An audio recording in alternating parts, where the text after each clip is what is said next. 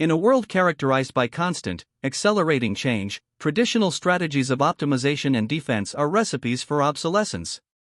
The central premise is that the fundamental nature of competition has shifted.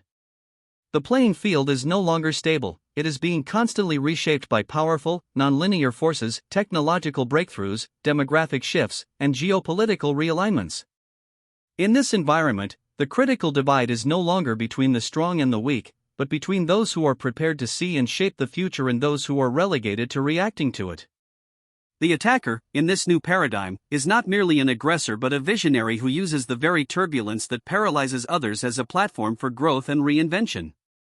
The journey begins with a stark assessment of the modern landscape, which is defined by what the author terms the anomaly. This is the palpable sense that old models are breaking down, that past success offers no guarantee for the future, and that the signals of change are often contradictory and confusing. Most organizations respond to this anomaly with a fortress mentality, doubling down on core efficiencies, cutting costs, and attempting to defend their historical position. This defensive posture, while feeling prudent, is ultimately a trap.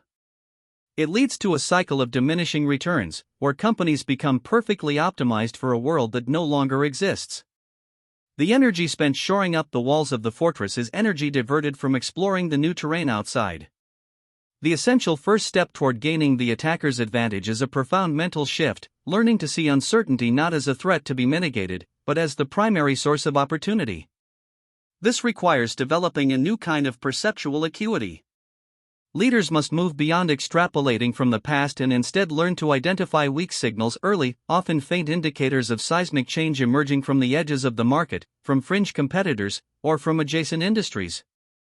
This is not about predicting a single future, but about mapping a range of plausible futures and understanding the pivotal uncertainties that will determine which path unfolds.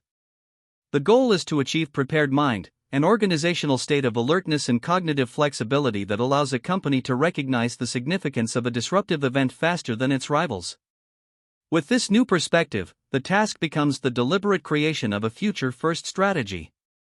This is not a detailed 5-year plan, but a set of actionable hypotheses about where value will migrate.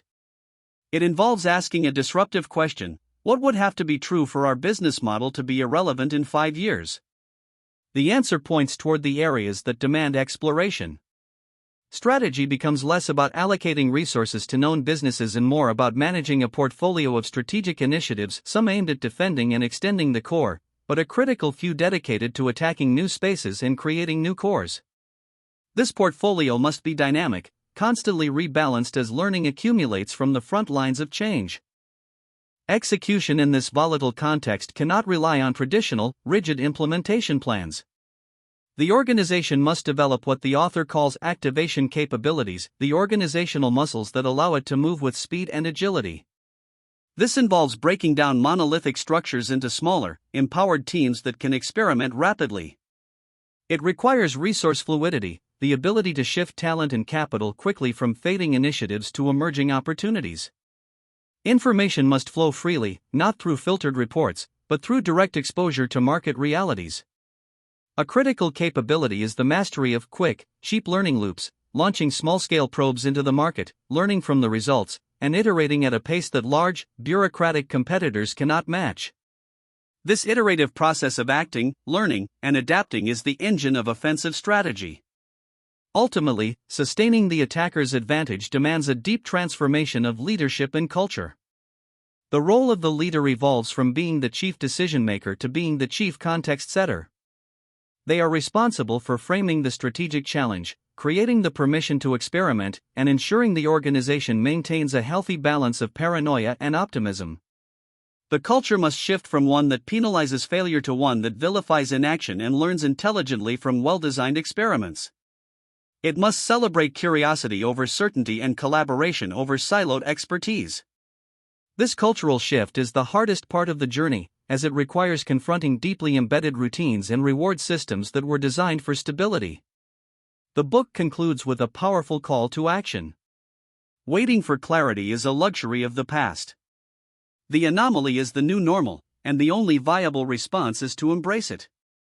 By developing the capacity to see the future first, having the courage to make decisive moves into uncertain territory, and building an organization that can execute with fluidity and speed, leaders can transform their greatest vulnerability into their most powerful weapon.